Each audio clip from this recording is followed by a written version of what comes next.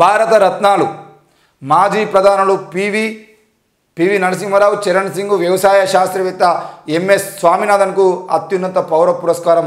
మరి తొలి తెలుగు భారతరత్న గ్రహీత పివి నరసింహారావు బతికున్నప్పుడు ఇచ్చి ఉంటే నాన్న సంతోషించేవారని చెప్పేసి సౌమ్య స్వామినాథన్ అంటే ఎంఎస్ స్వామినాథన్ వాళ్ళ కూతురు సౌమ్య స్వామినాథన్ అంటున్నారు. నిజానికి ఈ భారతరత్న అనేది ఎంఎస్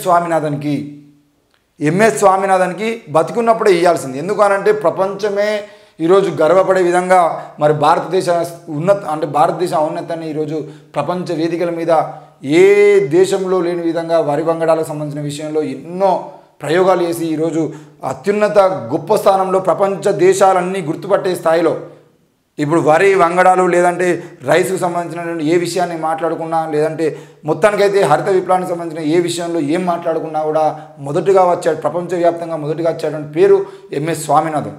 మరి ఎంఎస్ స్వామినాథన్ చనిపోయినప్పుడు కూడా ప్రపంచ దేశాల్లో ఉన్నటువంటి ఎంతోమంది సైంటిస్టులు ఎంఎస్ స్వామినాథన్ గారికి నివాళులు అర్పించడం జరిగింది. ఆ స్థాయిలో ఉన్నటువంటి వ్యక్తికి ఆయన బతికున్నప్పుడే కనుక మీరు భారతరత్న ఇస్తే ఆయన ఇంకా సంతోషించేవారని చెప్పేసి వాళ్ళ కూతురు సౌమ్య స్వామినాథన్ అంటున్నారు.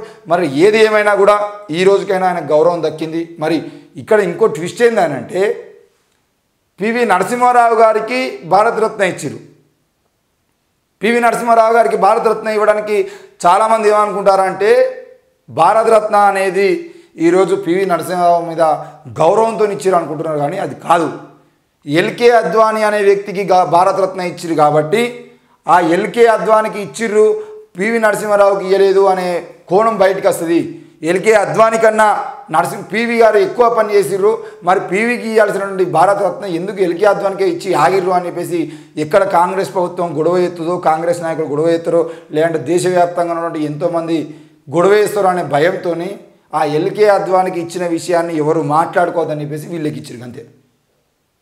ఎల్కే అద్వానీకి మీరు ఎందుకు ఇస్తున్నారో అని ఇప్పుడు ఎవరు అడగరు. ఇక ఎల్కే అద్వానీ దేశానికి చేసిన సేవలేంది, ఈ దేశంలో ఈరోజు రామ మందిరం పేరుతో జరుగుతున్న దాడులకు కారణమైనటువంటి వ్యక్తి ఎవరు అని మనం కనుక తీసుకుంటే అది ఎల్కే అద్వానీ పేరు బయటకు వస్తుంది. అది అందరికీ తెలిసిందే. ఇప్పటికీ ఎల్కే అద్వానీని బీజేపీలో గౌరవించడానికి ప్రధాన కారణం కూడా అయోధ్య రామ మందిరం అనే గొడవను ఈరోజు దేశవ్యాప్తంగా తీసుకెళ్ళినటువంటి వ్యక్తి కూడా ఎల్కే అద్వానీ అనే విషయం అందరికీ తెలుసు. దానివల్లనే ఆయనకి ఇస్తున్నాడు. మరి మత ఘర్షణలు రేపినటువంటి వ్యక్తికి మీరు ఆ భారతరత్న ఎట్లా ఇస్తారో అని చెప్పేసి ఇక్కడ గొడవలు చేస్తారో అని చెప్పేసి భయంతో ఈరోజు ఆ భారతరత్న అవార్డును పివి గారికి కూడా ఇవ్వడం జరిగింది.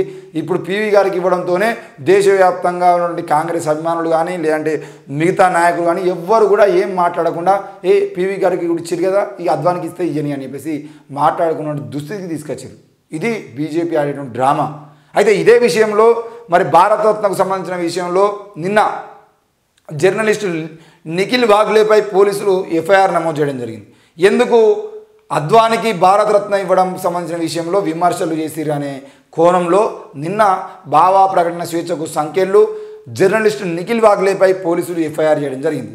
ఎందుకు అద్వానికి సంబంధించిన విషయంలో అద్వానికి భారతరత్న ఇచ్చేదంటే విమర్శ చేసేదంటే ఆ విమర్శకి సమాధానం చెప్పాల్సిన బాధ్యత ప్రభుత్వాల మీద ఉంటుంది. ఈరోజు అద్వానికి సంబంధించిన విషయంలో ఎవరు మాట్లాడిన వాళ్ళ మీద కేసులు నమోదు చేసేది అంటే భారతరత్న మీరు ఎందుకు ఇచ్చిర్రు, అద్వానికి భారతరత్న ఇవ్వాల్సిన అవసరం ఏమున్నది, ఆయన అద్వానీ అనే వ్యక్తి ఈ దేశానికి చేసినటువంటి త్యాగం ఏంది, ఈ దేశానికి చేసినటువంటి సేవలేంది, ఈ దేశంలో ఈరోజు స్వామినాథన్ అనే వ్యక్తి ఎందుకు ఇచ్చిరు అని అంటే తెలుస్తుంది. చరణ్ సింగ్కి ఎందుకు ఇచ్చినారంటే, పివి నరసింహారావుకి ఎందుకు ఇచ్చినారంటే వాళ్ళు చేసినటువంటి సేవలకు సంబంధించిన విషయంలో అది ప్రజలందరూ తెలుసు కాబట్టి మీరు ఇచ్చిరు అన్న కూడా నమ్ముతారు. కానీ మీరు అద్వానికి ఎందుకు ఇచ్చిరు అని అడిగినప్పుడు అద్వానికి ఎందుకు ఇస్తున్నామో సమాధానం చెప్పకుండా ఈరోజు అద్వానికి ఎందుకు ఇచ్చిరు అని ప్రశ్నిస్తే తీసుకుపోయి భావ ప్రకటన స్వేచ్ఛకు వ్యతిరేకంగా మీరు జైలులో పెట్టేది ఉంటే ఎఫ్ఐఆర్ నమోదు చేస్తే ఇప్పుడు ఈ నిఖిల్ వాగ్లే కూడా మళ్ళీ ఈరోజు ఒక వరవరరావు లాగా ఒక మన ప్రొఫెసర్ సాయిబాబా లాగా ఎన్నేళ్ళు జైల్లో ఉండాలో ఆయనకు బెయిల్ రాకుండా చూసుకుంటూ ఆయన మీద అట్లా కేసులు నమోదు చేస్తూ ఉంటారు. మొన్న తెలంగాణలో కూడా అనురాధ గారి మీద కానీ వీక్షణ వేణుగోపాల్ మీద కానీ వీళ్ళందరి మీద ఎన్ఐఏ దాడులు చేసి ఎవరైతే బీజేపీకి వ్యతిరేకంగా, ఎవరైతే బీజేపీ నాయకులకు వ్యతిరేకంగా, ఎవరైతే అద్వానికి వ్యతిరేకంగా, మోడీకి వ్యతిరేకంగా రాస్తున్నారో, ప్రింట్ చేస్తున్నారో, ఎవరైతే వ్యాసాలు రాస్తున్నారో, ఎవరైతే సోషల్ మీడియాలో రాస్తున్నారో వాళ్ళందరి మీద ఎన్ఐఏ దాడులు చేసి బెదిరించడానికి ప్రయత్నం చేస్తుంది. మరి ఇప్పటికైనా తెలంగాణ ప్రజలు ముఖ్యంగా ఇక్కడ నుండి అంబేద్కర్ వాదులు కానీ మిగతా వాళ్ళందరూ కానీ మేము కోరుతున్నది ఏంటంటే మీరు నోరు తెరిచి మాట్లాడకపోతే రానున్న రోజుల్లో అందరి మీద అంబేద్కరిస్టుల మీద కానీ లేదు అనంటే ప్రతి ఒక్కరి మీద కూడా కేసులు నమ్మయ్యేటువంటి అవకాశాలు అయితే కనబడతా ఉన్నాయి. మరి ఆ కేసులు, ఆ గొంతులు ఈరోజు ఏ గొంతులు అయితే మూయబడుతున్నాయో ఆ గొంతుల్లో మీ గొంతు కూడా ఉండబోతుంది. మరి ఇప్పటికైనా మీరు నోరు తెరవకపోతే తప్పకుండా రానున్న రోజుల్లో ఏ గొంతు ప్రశ్నించలేదు. మీరందరూ మళ్ళీ పాతకాలంలో మనుధర్మశాస్త్రం అంటే మనుధర్మశాస్త్రంలో ఏ విధంగా అయితే ఉన్నాయో రూల్స్, అదే విధంగా బతకాల్సిన పరిస్థితి వస్తుంది.